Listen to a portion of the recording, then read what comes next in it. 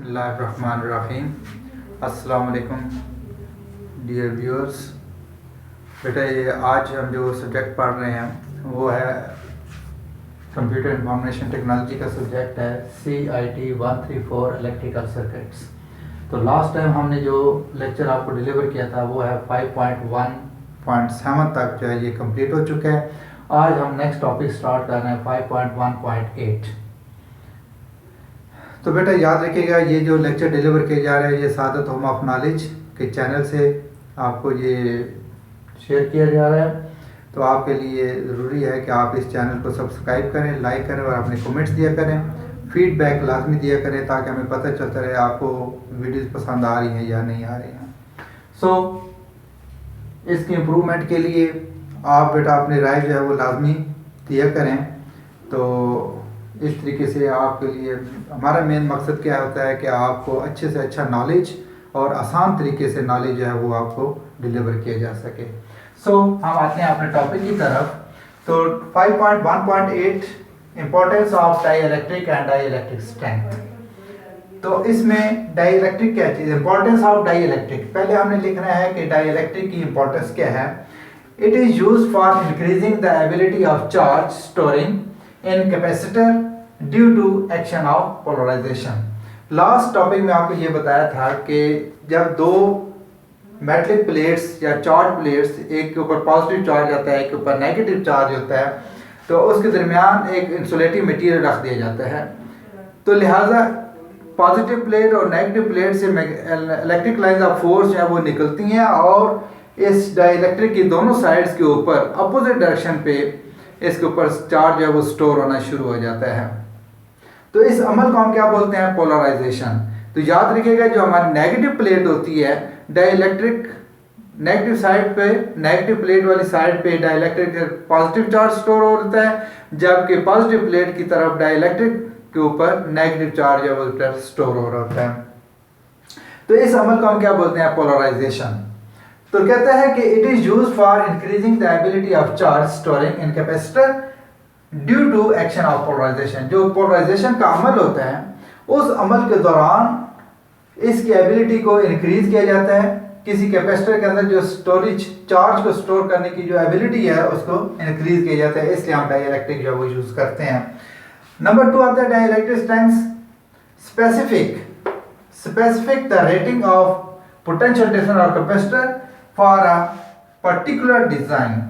तो जो dielectric strength की इंपॉर्टेंस है वो ये क्या है कि जिस वक्त आप कैपेसिटर जो है वो डिजाइन करते हैं तो उसकी जो स्पेसिफिक मखसूस रेटिंग होती है पोटेंशियल डिफरेंस की, उसको मद्देनजर रख के हम डाइइलेक्ट्रिक जो है वो यूज करते हैं। तो नेक्स्ट आता है 5.1.9 है कैपेसिटर। तो कैपेसिटर क्या चीज है, it is a storage device which store the electricity in form of charge.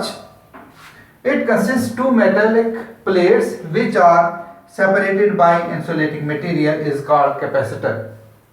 तो कहते हैं कि कैपेसिटर एक ऐसा साकिन वाला स्टोरेज डिवाइस है। ये एक स्टोरेज डिवाइस है जो कि इलेक्ट्रिसिटी को स्टोर करती है, किस फॉर्म में, इन फॉर्म ऑफ चार्ज। तो चार्ज की हालत में ये स्टोर हो रहा है। It consist two metallic plates, ये दो मेटलिक प्लेट्स पर मुश्तमिल होती है, which are separated by insulating material is called capacitor. और इन दोनों प्लेट्स को अलग अलग करने के लिए एक इंसुलेटिंग मटेरियल जो है वो यूज किया जाता है। तो इस सारे को हम क्या बोलते हैं, कैपेसिटर।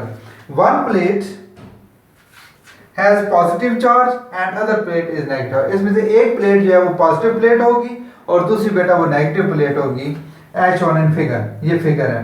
अब याद रखिएगा कि जो प्लेट पॉजिटिव होती है, positive plate is called anode and negative plate is called cathode. तो जो प्लेट पॉजिटिव चार्ज रखती होगी उसे हम बोलते हैं एनोड, और जिसके ऊपर नेगेटिव चार्ज आता है उस प्लेट को हम बोलते हैं बेटा कैथोड। तो अब इस फिगर में देखें कि आपके पास ये दो प्लेट्स हैं, एक प्लेट ये है और एक प्लेट ये है। इन दोनों प्लेट्स को आपने बैटरी के सोर्स के साथ जोड़ दिया है। अब जो प्लेट बैटरी के पॉजिटिव टर्मिनल के साथ जुड़ी होती है उसके ऊपर पॉजिटिव चार्ज आ जाता है, और जो प्लेट नेगेटिव टर्मिनल के साथ जुड़ी होती है उसके ऊपर नेगेटिव चार्ज आती है। तो लिहाजा इस प्लेट जिसके ऊपर पॉजिटिव चार्ज आता है इसको हम एनोड बोलते हैं, और जो नेगेटिव प्लेट आती है उसको हम बोलते हैं कैथोड। अब इसके दरमियान ये रेड कलर में इंसुलेटिंग मटेरियल रखा हुआ है। इसको हम क्या बोलते हैं, इंसुलेटिंग मटेरियल। तो अब ये सारा क्या चीज होगी, तो दो चार्ज बॉडीज और इसके दरमियान इंसुलेटिंग मटेरियल आ गया, इसको हम बोलेंगे क्या बोलेंगे, कैपेसिटर। नेक्स्ट आता है बेटा 5.1.9 capacitance. The total capacity of storing the charge in the capacitor is called capacitance. कहता है कि किसी कैपेसिटर के अंदर चार्ज स्टोर करने की जो कैपेसिटी होती है उसको कैपेसिटेंस कहा जाता है। It is noted by C, इसको हम कैपिटल लेटर सी से जाहिर करते हैं, and its unit is farad, और इसकी यूनिट फैराड होती है। As in parallel plate capacitor, अगर हमारे पास एक पैरेलल प्लेट कैपेसिटर है, यानी कि ऐसा कैपेसिटर जिसके दो पैरेलल प्लेट्स हैं, तो उसमें क्या होता है, क्या वो is directly proportional to voltage. इसका क्या मतलब है कि अगर आप इसका पोटेंशियल डिफरेंस इंक्रीज करते जाएंगे तो उसका स्टोर चार्ज भी ज़्यादा स्टोर होगा, अगर वोल्टेज कम प्रोवाइड करेंगे तो चार्ज भी कम होगा। तो लिहाजा हम लिख सकते हैं कि Q is directly proportional to voltage, कि Q जो है वो रास मुतनासिब होता है वोल्टेज के। अब अगर इस प्रोपोर्शनल साइन को ख़त्म करना है तो इसके बाद इक्वल साइन में कन्वर्ट करने के लिए हम क्या करेंगे, इस बाद कोई कांस्टेंट ऑफ प्रोपोर्शनलिटी लगाएंगे। तो हम वो constant of proportionality C use कर रहे हैं, तो Q is equal to CV बन जाएगा। C अपनी जगह पर रहेगा, V उधर जाकर डिवाइड हो जाएगा, तो C is equal to Q by V। अब इसमें देखें कि here C be the capacitance in farad constant of proportionality. अब यहाँ पे C जो है क्या है, कैपेसिटेंस ऑफ कैपेसिटेंस है इन फैराड, और इसको हम कांस्टेंट ऑफ प्रोपोर्शनलिटी के तौर पे यूज कर रहे हैं। क्या वो be the charge in Coulomb's, V be the potential difference in volts. अब यहाँ पे देखें कि इस चीज से हम इसकी डेफिनेशन यूं भी लिख सकते हैं, hence capacitance can be defined as it is the ratio between charge and voltage, कि चार्ज और वोल्टेज के दरमियान जो पाई जाने वाली निस्बत होती है उसको भी हम कैपेसिटेंस कहते हैं। अब यहाँ पे चूंकि कैपेसिटेंस की यूनिट फैराड होती है, तो हम एक फैराड को कैसे डिफाइन करेंगे, one farad can be defined as by applying 1 volt potential difference and 1 coulomb charge store in it. कहते हैं कि अगर आप एक कैपेसिटर को 1 वोल्ट पोटेंशियल डिफरेंस प्रोवाइड करते हैं और उसके नतीजे में उसके अंदर 1 कूलम चार्ज जब वो स्टोर हो जाता है, तो हम कहते हैं कि उसकी कैपेसिटेंस जो है वो 1 फैराड के बराबर है। Then the capacitance is 1 farad. तो याद रखिएगा किसी भी कैपेसिटर जैसे दिस, ये अगर हमारे पास पैरेलल प्लेट है बेटा, अगर आप इसको बैटरी के टर्मिनल के साथ जोड़ते हैं तो यहां पे पॉजिटिव चार्ज आ जाएगा। तो अगर यहाँ पे आपने 1 वोल्ट प्रोवाइड किया और इसके दरमियान यहाँ पे जो चार्ज स्टोर हुआ है इस इलेक्ट्रोलाइट डाइलेक्ट्रिक के ऊपर, डाइलेक्ट्रिक के ऊपर जो हमारे पास चार्ज स्टोर हुआ है वो फर्ज करता है 1 कूलम है,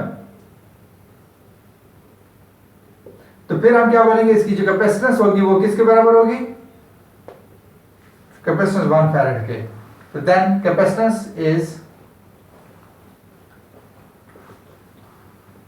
1 फैराड, तो 1 फैराड के बराबर होगी बेटा। तो अगर पेपर में आ जाए कि define capacitance and its unit, क्या आपने कैपेसिटेंस को भी डिफाइन करना है और इसकी यूनिट को भी डिफाइन करना है, तो बेटा आपने यूं लिखना होगा, कैपेसिटेंस को पहले डिफाइन करें और एंड पे जाके ये जो 1 फैराड आया है इसकी जो यूनिट फैराड यूज की जा रही है आप इसको ऐसे डिफाइन करेंगे। तो बेटा आपने इस वीडियो को मुकम्मल देखना है और अपने फेयर कॉपी के ऊपर लाजमी लिखिएगा। तो जो कॉलेज को ओपन होंगे तो मैं आपकी कॉपी जो है वो चेक करूँगा। थैंक यू, अल्लाह हाफिज़।